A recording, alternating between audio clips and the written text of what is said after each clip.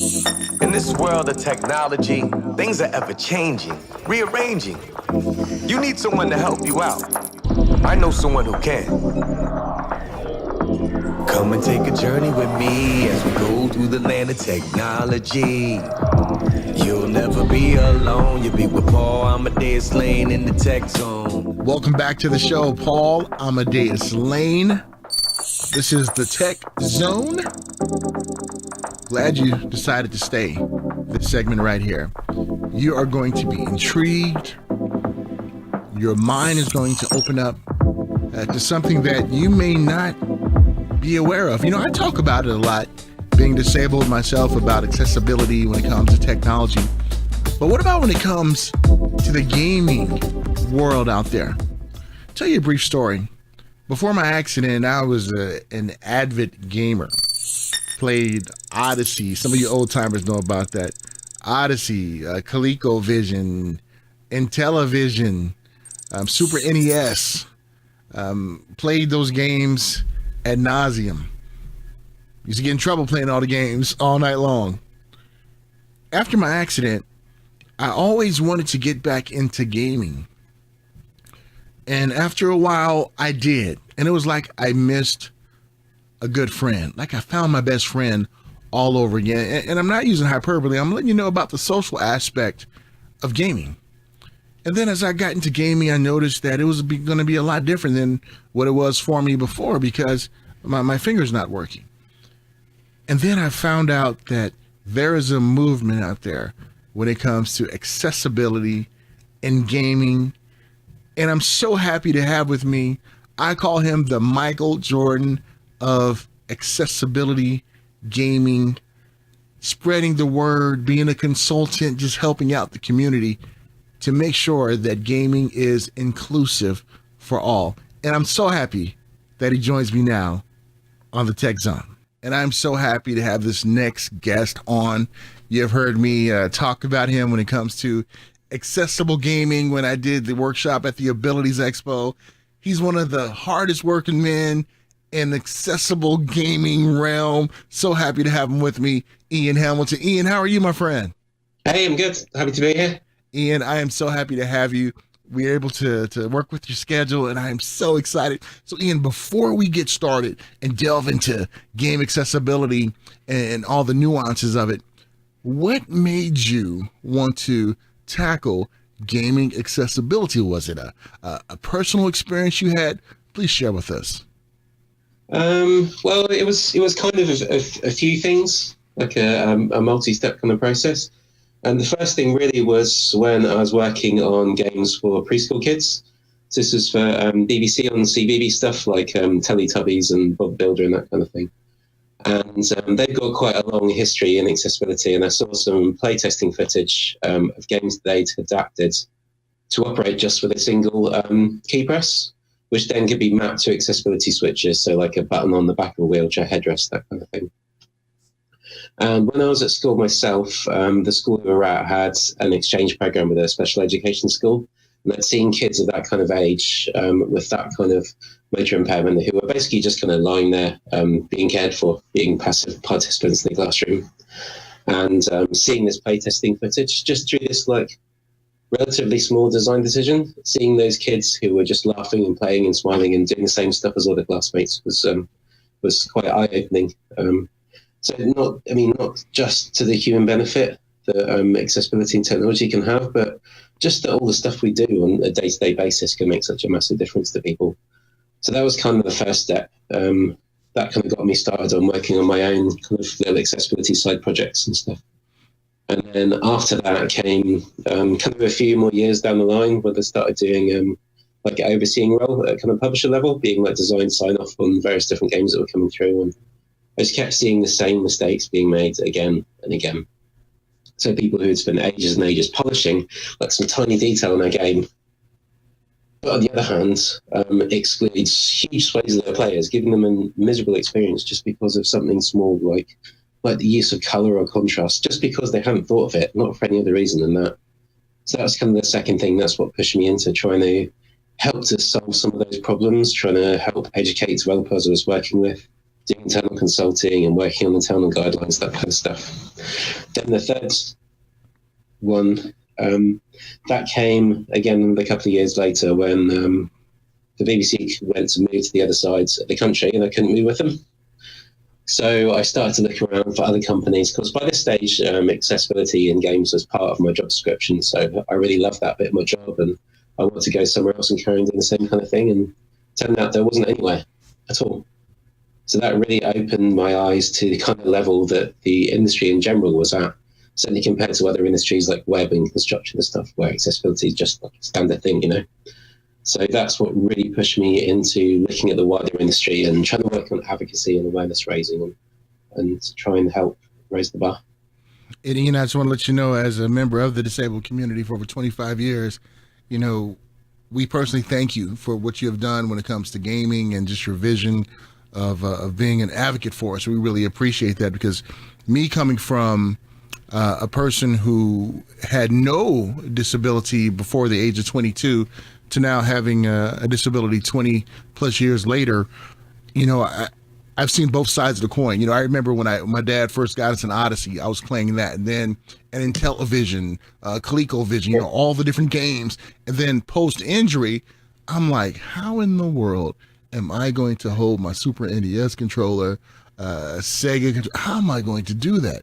And now the way we see things are going, Ian, what was the biggest obstacle to getting gaming developers and console makers to really see that this was something they really needed to, you know, to push to the forefront and get on board? Well, for the longest time, the biggest barrier was just a simple lack of awareness, just people not even knowing that accessibility was even a thing.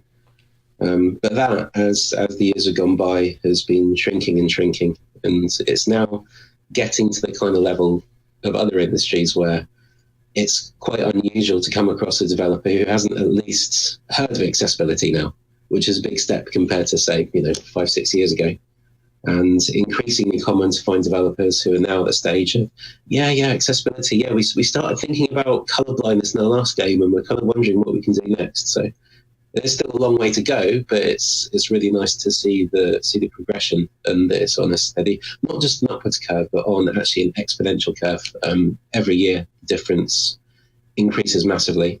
I did at the last conference, I do like a talk summarising the advancements and progress over the last year, and I did the last one of them in March, and even in the time in between March and now, there's already been more progress than there was in the entire 2017. So, and that's not going to slow down either. There's only going to be good things to come.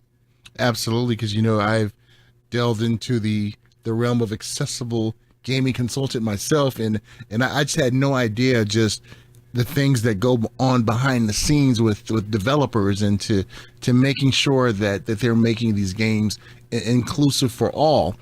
And Ian, what would you tell disabled gamers out there if they're having a challenge with, let's say, a particular game? What is the best way to go about it? Because sometimes, ones want to blast people on the Twitter and be kind of evil and mean.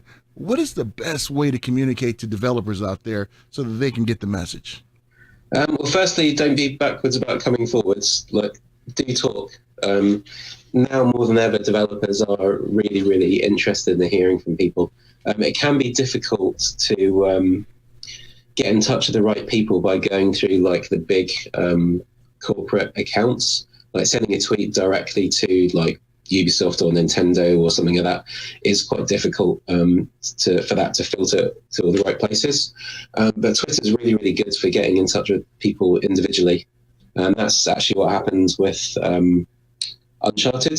That was a gamer, Josh Straub, got in touch with a person at Naughty Dog, Alex Neonakis, and just to say that he was experiencing an accessibility issue in the game, and he couldn't get past the quick time events in Uncharted 3, I think it was. But yeah, they had a chat, and that resulted in Uncharted 4 having a whole bunch of really nice accessibility stuff, and that game has gone on to influence loads of other games, not just at Naughty Dog, not just at Sony, but across the whole industry.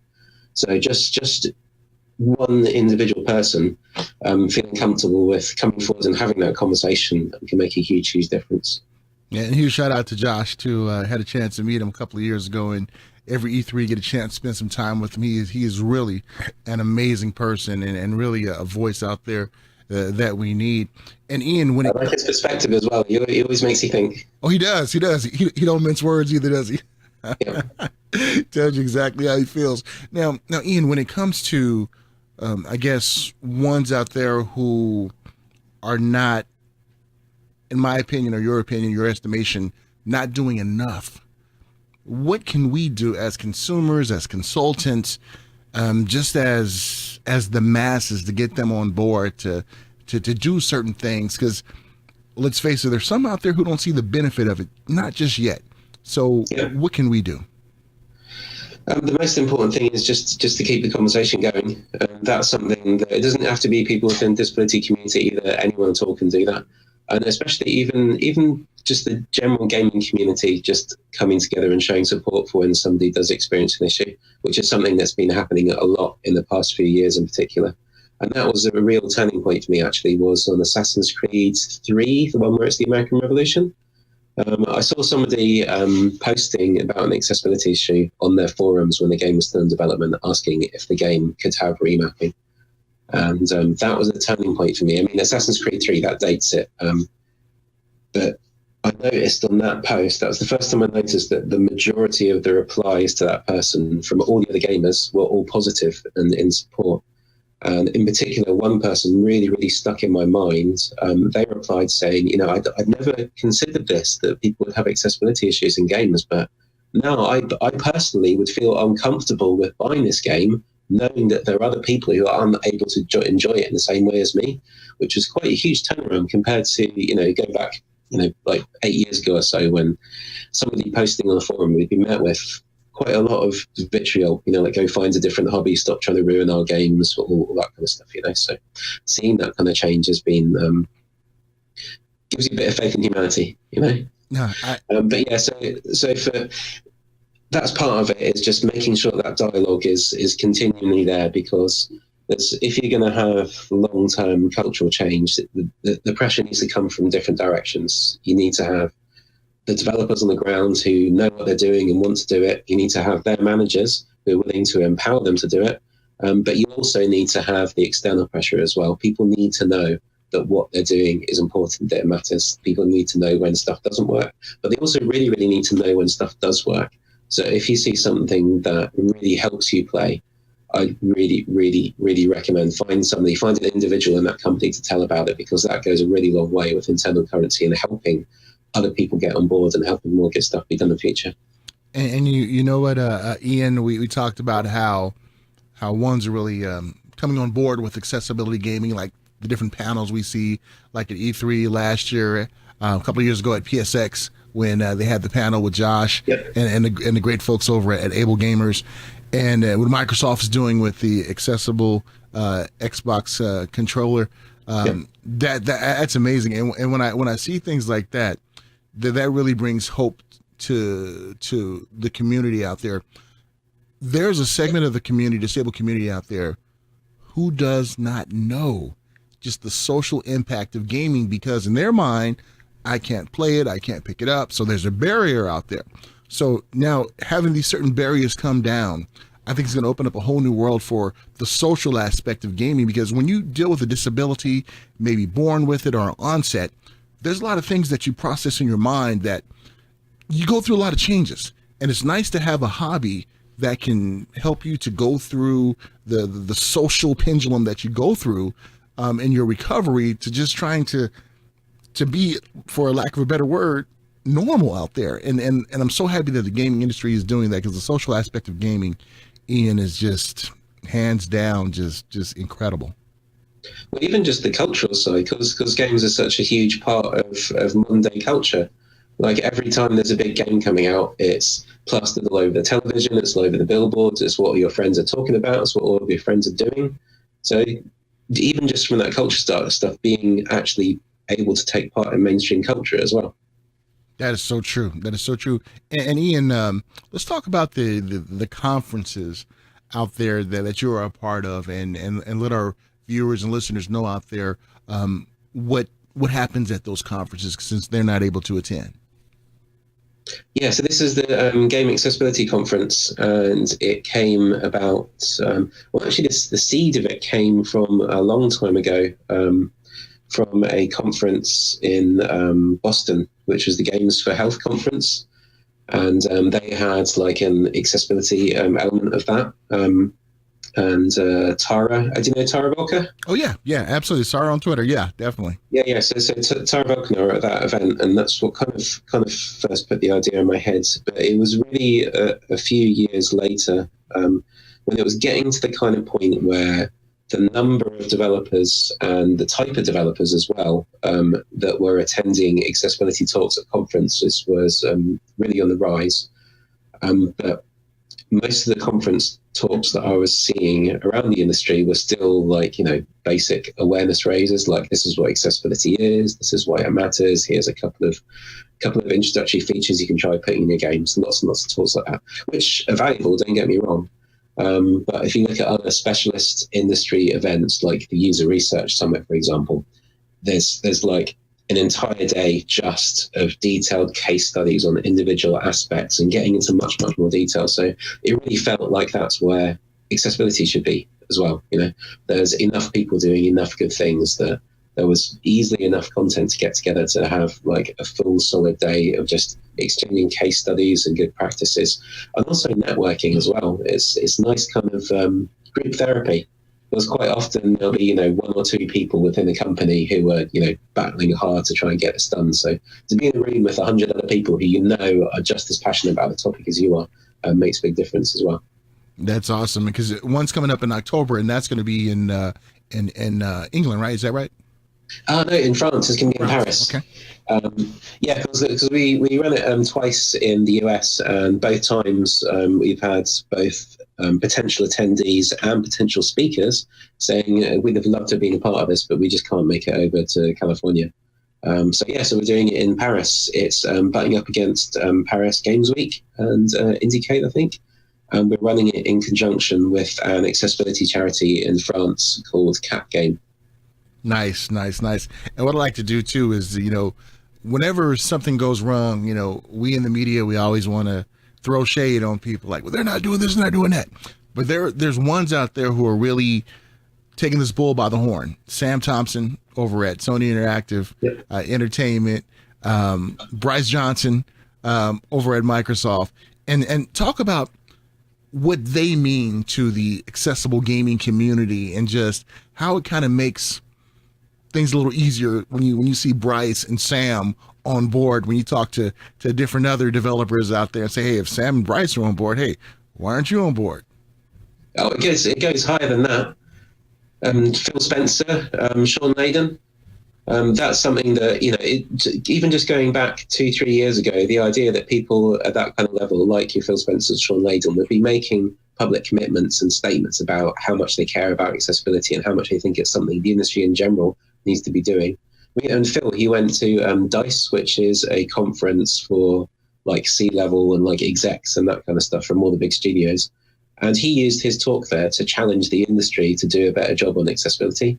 So having those kind of advocates at that kind of high level makes a huge, huge difference. That is so true. And I had a pleasure of meeting Sean last year. And when I went up to San Mateo to give my talk about accessible gaming, got a chance to spend some time with him.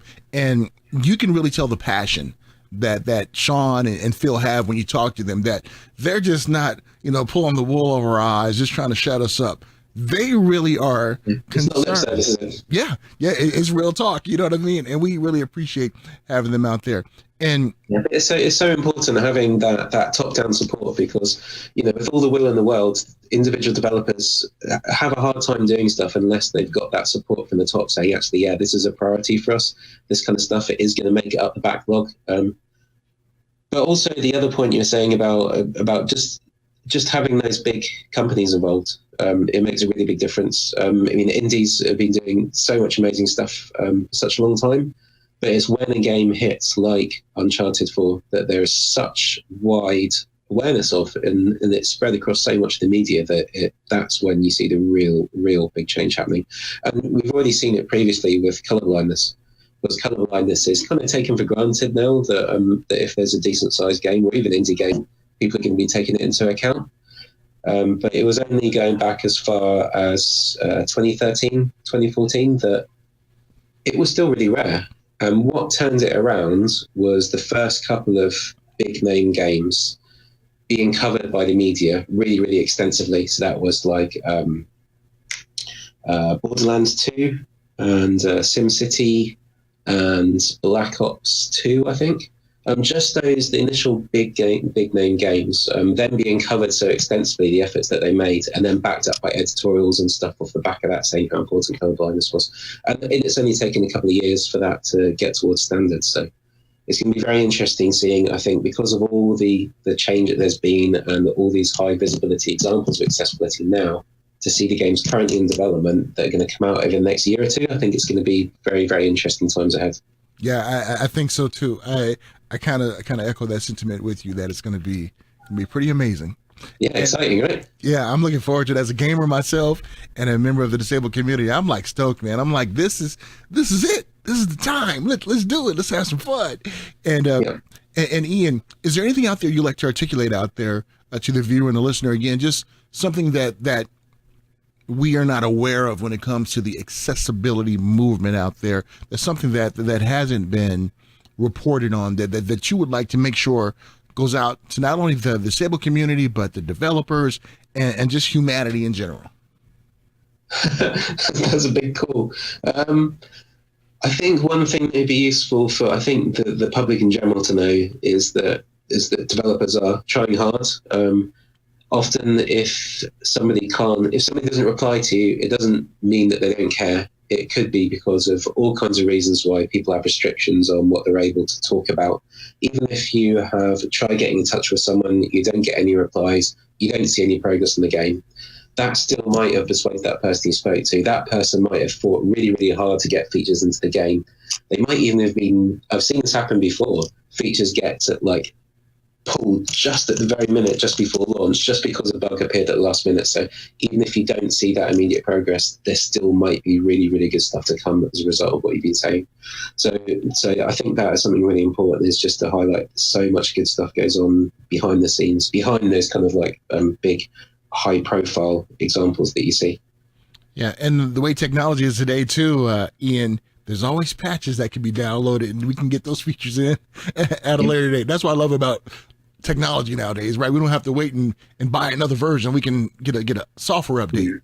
Yeah, but even for the next games as well, even if someone gets some feedback and they really want to do some good stuff, but they can just about squeeze in something small right at the end of the development, they'll be thinking, damn it, if only I'd been thinking about this from the start, I could have done so much more cool stuff. And they will.